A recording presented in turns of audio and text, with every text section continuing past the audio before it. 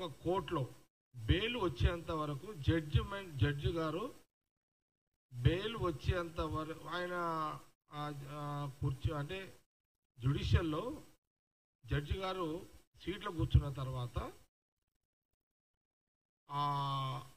Bail petitions ఏదైనా ఉంటే judge గారు జడ్జిమెంట్ ఇచ్చే ముందు ఆ నోట్లో నుంచి ఏ పదాలు వస్తాయో అప్పుడే మనకు స్పష్టత ఏమొస్తుందంటే బెయిల్ ఇచ్చాము, బెయిల్ ఇవ్వలేము. ఇది జడ్జి గారి యొక్క నోటి మాట నుంచి వచ్చిన తర్వాతనే అక్కడున్న అడ్వకేట్లకు కానీ అక్కడున్న వ్యవస్థకు తెలుస్తుంది. ఇక్కడ విచిత్రం ఏంటంటే కవిత బెయిల్ జడ్జి గారు చెప్పకముందే 3-4 రోజుల కిందనే మరి కవితకు బెయిల్ వస్తుందని టిఆర్ఎస్ సోషల్ మీడియాలో ప్రచారము, కేటీఆర్ 2 రోజుల ముందే ఢిల్లీకి వెళ్ళి కవిత బెయిల్ రాగానే ఒక రాజకీయ వాతావరణాన్ని సృష్టించుకొని ఆమెకు స్వాగతం పలికి ఒక కార్యాచరణ. దీన్ని చూస్తుంటే మనకేమనిపిస్తుంది, అసలు ఏ ఛానల్ ఏ మీడియా వాళ్ళు ఆఫ్ ది రికార్డులు ఏం చెప్తున్నారంటే నేను 3-4 రోజులు చూస్తున్నా బెయిల్ వచ్చేస్తుంది అయిపోయినట్టే, బెయిల్ వస్తుంది అయిపోయినట్టే అని ఇక్కడ రిపోర్టర్లు చెప్తున్నారు.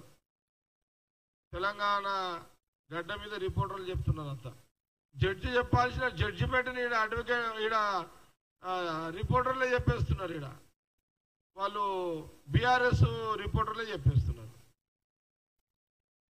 ఇది విచిత్రమైన సంఘటన.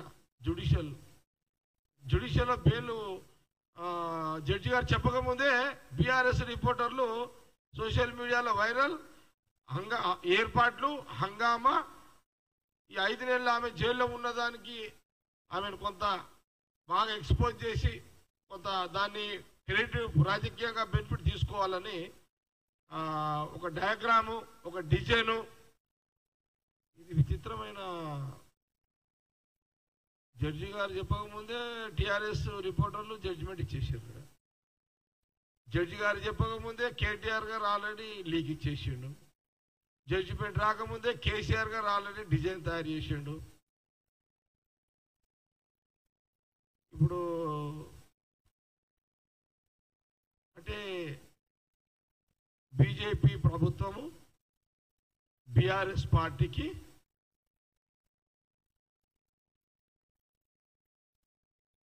ఈ వాళ్ళ యొక్క ఒప్పందాలు అంటే ఇప్పుడు బీజేపీ ప్రభుత్వము జడ్జి ఇవ్వకముందే కేసీఆర్కి, కేటీఆర్కి, హరీష్ రావుకి బెయిల్ వచ్చేస్తుంది ఫలానా రోజు అని వారు చెప్పడము, దాని తగ్గట్టుగానే జ్యుడిషియల్ జడ్జిలు బెయిల్ ఇవ్వడము, వీళ్ళు మొదలే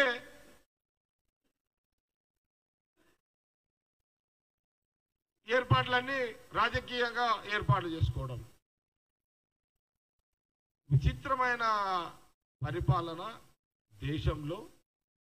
అంటే దీనికి కారణం ఏందయ్యా అంటే బీజేపీ ప్రభుత్వానికి, బీజేపీ పార్టీకి తెలంగాణలో కాంగ్రెస్ పార్టీ అధికారం రాకముందు అధికారం వచ్చే పరిస్థితులను గమనించి అధికారం వచ్చిన తర్వాత వాళ్ళ ఆలోచన ఏంటంటే ఇక్కడ బీఆర్ఎస్ బీజేపీ కలిసిపోయే ఒక ప్రక్రియలో భాగమే ఆ లిక్కర్ స్కీమ్ని బయటికి తీసిరు. వీళ్ళు ఈ లిక్కర్ స్కీమ్ని అడ్డం పెట్టుకునే కవితని, ఆయన డిప్యూటీ సీఎం సిసోడియా ఆయనని, కేజ్రీవాల్ని 15 నెలల తర్వాత రిలీజ్ చేశారు. ఎందుకంటే తప్పని పరిస్థితి వచ్చేసింది. ఇక ఎవరు కేజ్రీవాల్ కాదు, సిసోడియాని. కేజ్రీవాల్ని కూడా అట్లనే పెండింగ్ పెట్టుకున్నారు. ఇక కేసీఆర్కి, మోడీ గారికి, బీజేపీకి, కేటీఆర్కి ఒప్పందమైనట్టుగా చాలా స్పష్టంగా కనబడుతుంది. ఇప్పుడు బీజేపీ యొక్క వ్యూహం ఏంటంటే తెలంగాణలో కాంగ్రెస్ అధికారంలో ఉంది, ఇక్కడ ముఖ్యమంత్రి ఇక్కడ రేవంత్ రెడ్డి గారు ఉన్నారు. ఇక్కడ కాంగ్రెస్ పార్టీ అధికారం ఉంది. సోనియా గాంధీ, రాహుల్ గాంధీ, ఖార్గే నాయకత్వం ఇక్కడ బలంగా ఉంది. తెలంగాణ రాజకీయాల్లో తెలంగాణ పార్టీ మంత్రులు, గవర్నమెంట్ మంత్రులు కానీ, నాయకులు కానీ బలమైన క్యాడర్ ఉంది. గ్రామీణ ప్రాంతంలో కాంగ్రెస్ పార్టీ కన్నా గ్రహించినటువంటి బీజేపీ అధిష్టానము బీఆర్ఎస్ ని భవిష్యత్ ఎన్నికలు అంటే ఇక్కడ తెలంగాణలో వచ్చే ఎన్నికలు, అందుకే ఉదాహరణ చెప్తున్నా, మొన్న పార్లమెంట్ ఎన్నికల్లో బీఆర్ఎస్ పాత్ర ఏంది? డమ్మీ పాత్ర పోషించింది.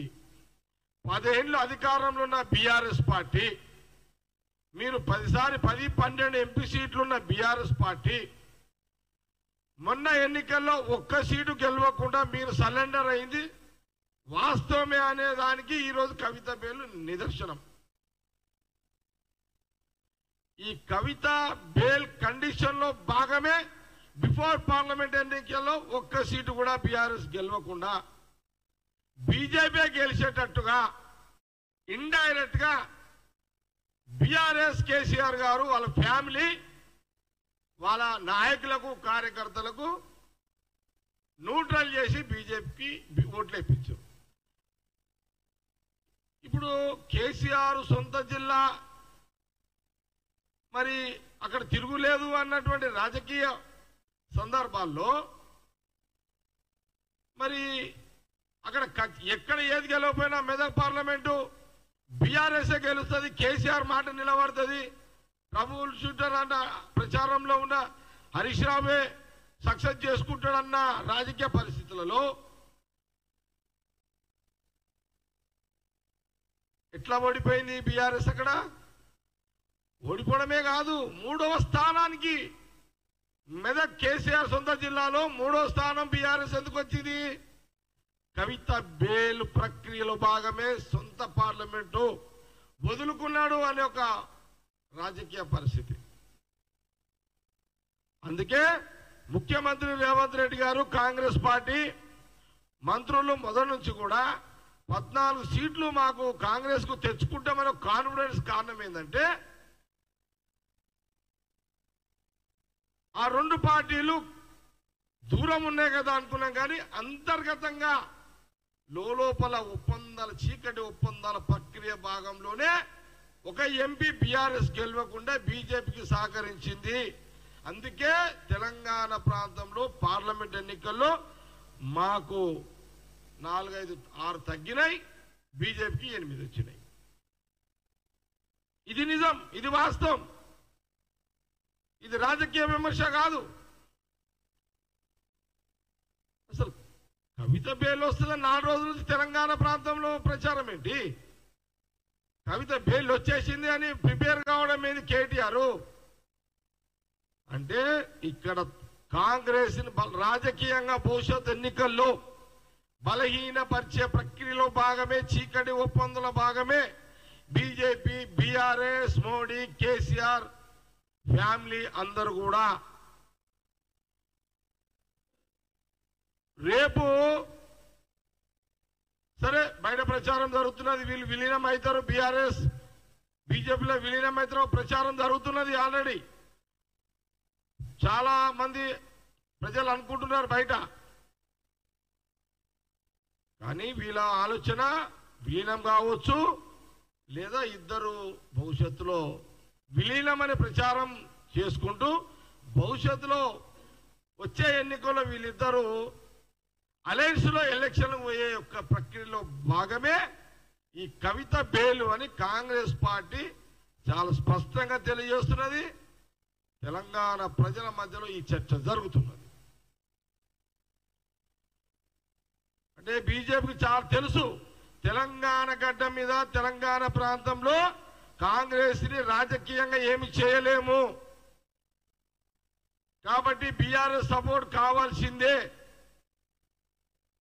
అందుకోసమే ఈ తతంగం అంతా కొనసాగింది. ఇదంతా ఇక కవిత బేలు, బీఆర్ఎస్ నాయకుల సంబరాలు, ఈరోజు సంబరాలు చేసుకుంటున్నారు వాళ్ళు.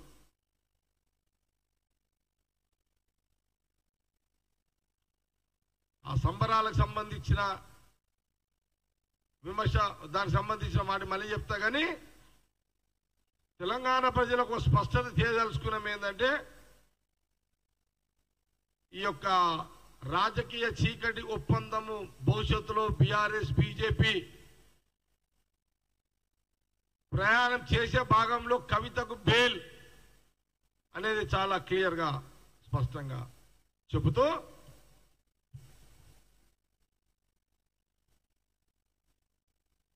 కవితకు బెయిల్ రావడం ఖచ్చితంగా బీఆర్ఎస్ బీజేపీ చీకటి రాజకీయ ఒప్పందంలో భాగమే. ఢిల్లీ లిక్కర్ కేసులో కేజ్రీవాల్ సిసోడియాలకు బెయిల్ ఇవ్వడానికి నిరాకరించిన కోర్టులు కవితకు 5 నెలల బెయిల్ ఇచ్చాయి. దీని వెనుక ఏమి మతలబు ఉంది? ఇదే కేసులో ఢిల్లీ మంత్రి సిసోడియాకు 2 ఏళ్లకు బెయిల్ ఇచ్చింది. అంటే చూడండి, ఢిల్లీ ముఖ్యమంత్రి కేజ్రీవాల్కి ఇంకా బెయిల్ ఎందుకు ఇవ్వలేదు?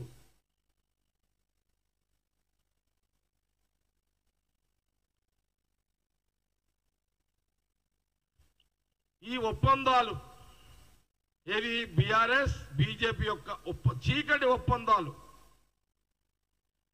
తెలంగాణలో కాంగ్రెస్ పార్టీ అధికారంలో వచ్చిన మొదటి రోజు నుంచే ప్రారంభమైనాయనేది ఒక అనుమానాన్ని వ్యక్తపరుస్తున్నాము. ఇది నిజం కూడా. బీజేపీ ఒప్పందాల భాగమే బీఆర్ఎస్ తెలంగాణలో తన పార్టీ బలహీనపరుచుకున్నది. ఎందుకంటే 10 ఏళ్ళు గవర్నమెంట్ ఉన్న బీఆర్ఎస్ ఇంత బలహీనంగా బీఆర్ఎస్ తెలంగాణలో దిగజారడానికి కారణం ఏందయ్యా అంటే, కవిత జైలు, కవిత అరెస్టు, కవితను బయటికి తీసుకురావాలి, కాంగ్రెస్ దెబ్బ కొట్టాలి కాబట్టి బీజేపీ కలవక తప్పదు. ఇటు బిడ్డ కోసము, అటు రాజకీయ ఉనికి కోసము కాంగ్రెస్ డైరెక్ట్ గా కొట్లాడే సత్తా ఇప్పుడు కేసీఆర్ లేకపోవడము, ఇవన్నీ కారణాలలో భాగమే ఈ యొక్క కవిత బెయిలు సంబరాలు.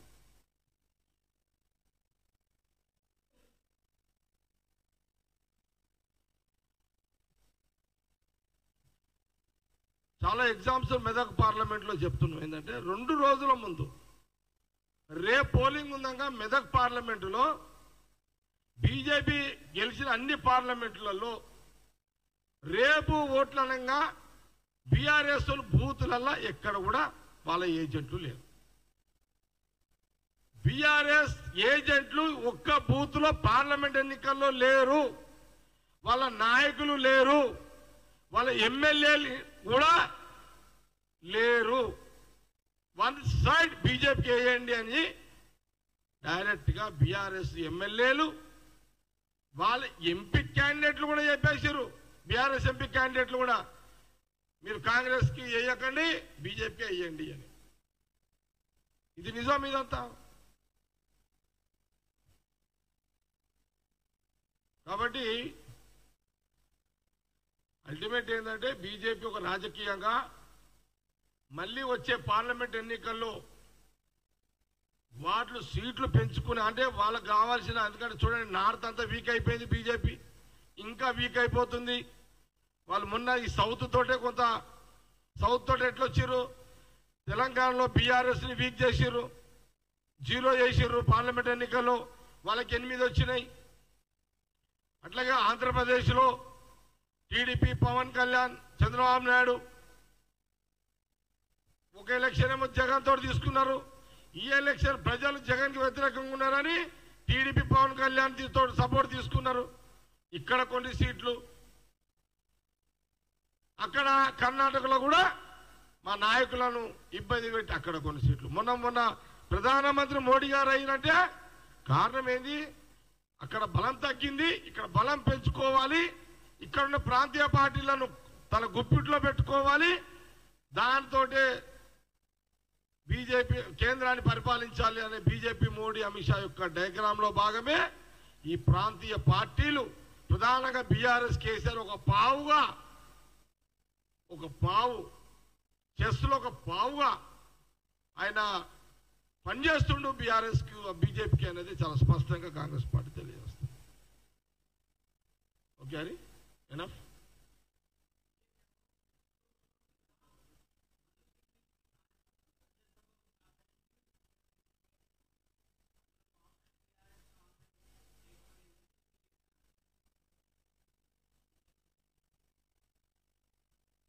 పెద్దది మసలేదు సీను ప్రశ్నల ఎట్లా పంచ్ అందుకే అంటున్నా ఇప్పుడు వద్దు, అది డైవర్ట్ అయితే సీను అది ఇంకా వేరే ప్రశ్న.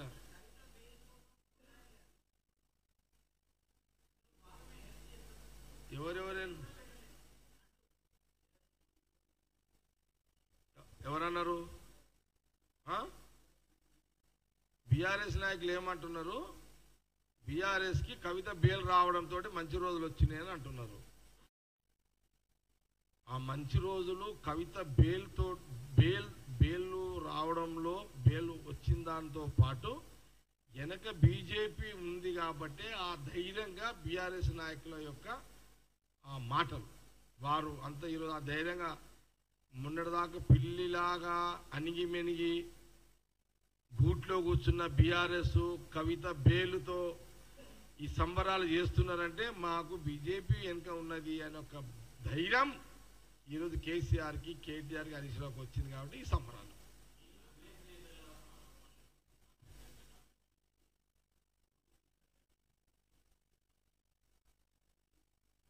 మేమేమన్నాము? మా కామెంట్లు జ్యుడిషియల్ అనలేము.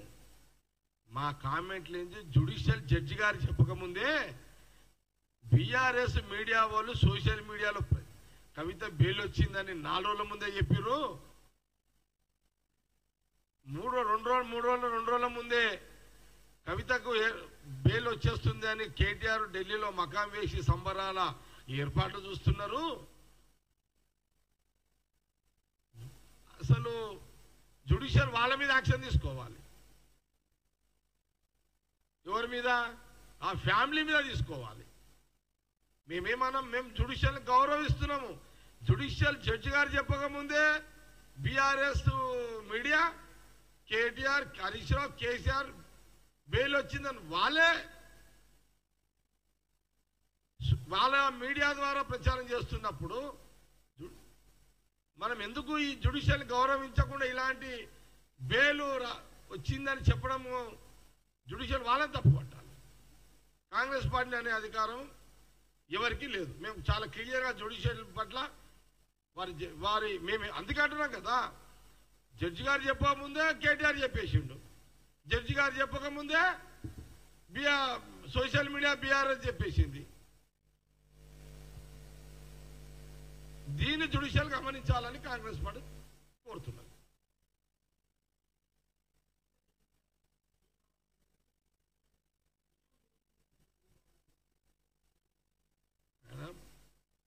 బెయిల్ వచ్చినోడు న్యాయం గెలిచింది అంటాడు, బెయిల్ రాను న్యాయం గెలవలేదు అంటాడు. ఇది మామూలే. వచ్చినోడు ఒకటి చెప్తారు, రానోడు ఒకటి చెప్తారు, మామూలే. కానీ 15 నెలల తర్వాత సిసోడియాకి ఎందుకు ఇచ్చారు? ఆయనకు వచ్చింది బెయిల్. 6 నెలలకి 5 నెలలకి ఈమెకి ఎట్లా వచ్చింది బెయిల్? ప్రశ్న. అసలు కవితనే కదా సూత్రధారి. ఏది ఈ లిక్కర్కి సంబంధించిన బిజినెస్ ఏదైతే ఢిల్లీలో జరిగిందో ఇన్వెస్టర్ ఎవరు? కవితనే కదా. దానికి మినిస్టర్ ఎవరు? సిసోడియానే కదా. సీఎం ఆయన. ఓకే, ఫైల్ ఆయన దగ్గర పోయింది. మరి మొదటి నుంచి కూడా డిపార్ట్మెంట్ డిపార్ట్మెంట్ కానీ సిబిఐ కానీ ఏం చెప్తుంది? కవితను వదలకండి, కవితను వదలకండి. కవితను వదిలితే బయట ప్రపంచంలో పోతే ఆమె ఏమంటారు వాళ్ళని ఆదాలను తారుమారు చేస్తుంది. కవిత వదలకండి అని అనేక సందర్భాల్లో మేము 3-4 నెలల నుంచి మీడియాలో కోర్టులో వాదనలు ఏది ఈడీ పరంగా ఉన్న అడ్వకేట్ వాదించిండు. ఈడీ అడ్వకేట్ వాదించిండు. ఏమని వాదించిండు? కవితనే main villain Kavitha. Okay, liquor business, liquor business, liquor mafia business king ఎవరు? కవిత. కవితకేమో liquor mafia king villain Kavitha. ఈమెకు 5 ఏళ్ళకు వచ్చింది. బ్యాక్గ్రౌండ్ ఎవరు? సిసోడియా 15 ఏళ్ళకు వచ్చింది. కేజ్రీవాల్కి సీఎంకి బెయిల్ రాలే. ఇప్పుడు కేజ్రీవాల్ గారు కూడా ఆయన టైట్గా ఉన్నాడు కాబట్టి ఆయనకు బెయిల్ వస్తలేదు. మరి దీన్ని బట్టి మనకేం స్పష్టంగా తెలుస్తుంది కదా, ఇంత క్లియర్ పిక్చర్ ఉంది ముంగట.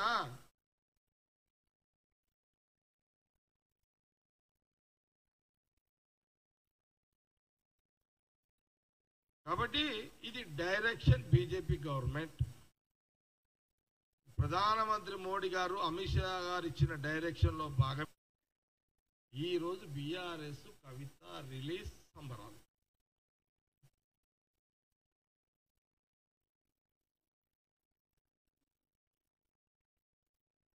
రెండు రకాలుగా ఉంటుంది. విలీనం కావచ్చు, పొత్తు పెట్టుకొని ఎన్నికలకు పోవచ్చు. ఈ రెండిట్లా ఏదైనా జరగవచ్చు. బీఆర్ఎస్ బీజేపీలో విలీనం కావచ్చు, లేదా చీకటి లేదా పొత్తు కావచ్చు. ఈ రెండిట్లో ఏదో ఒకటైతే రానున్న రాజకీయాలు, రానున్న ఎన్నికల లోపు ఇదేదన్నా ఈ రెండిట్లో ఏదో ఒకటి జరగవచ్చు.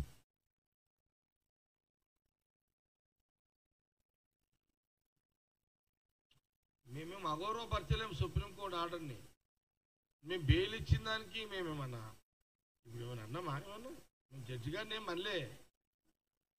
మేమేమంటున్నామంటే జడ్జి గారు చెప్పాల్సిన మాటలు ముందే కేటీఆర్ చెప్పిండు, హరీష్ రావు చెప్పిండు, బీఆర్ఎస్ సోషల్ మీడియా ప్రచారం చేసింది, డప్పులు డోర్లు రెడీ చేసుకున్నారు.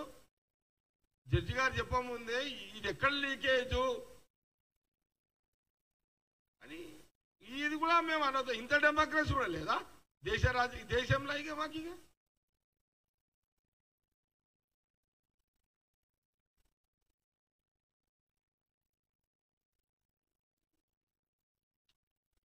ధర్మమో అధర్మమో లిక్కర్ బిజినెస్ కవిత చేసింది నిజమే. దాన్ని ఆధారం చేసుకొని బీజేపీ పట్టింది, ప్రభుత్వం పట్టింది నిజమే. ఈమె జైల్లో పెడితే కేసీఆర్ లొంగుతాడు అనేది నిజమే. వాళ్ళు బీజేపీ అమిత్ షా గారు, ప్రధానమంత్రి మోడీ గారు సక్సెస్ అయ్యారు. ఎట్లా? ఒక్క సీటు ఎంపీకి వెళ్ళకుండా తెలంగాణలో గిఫ్ట్ ఇచ్చిర్రు మోడీ గారికి కేసీఆర్ గారు. అందుకే కవిత బెయిల్ వచ్చింది అని ప్రజలు అనుకుంటున్నారు.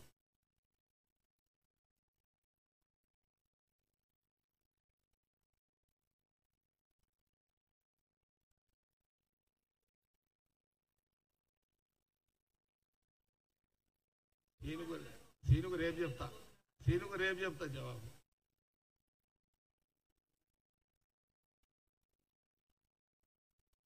Any doubts? లేలే ఏదన్నా ఇంకా బెయిల్ పట్ల ఓకే క్లోజ్ చేయాలా ప్రెస్ మీట్? Thank you.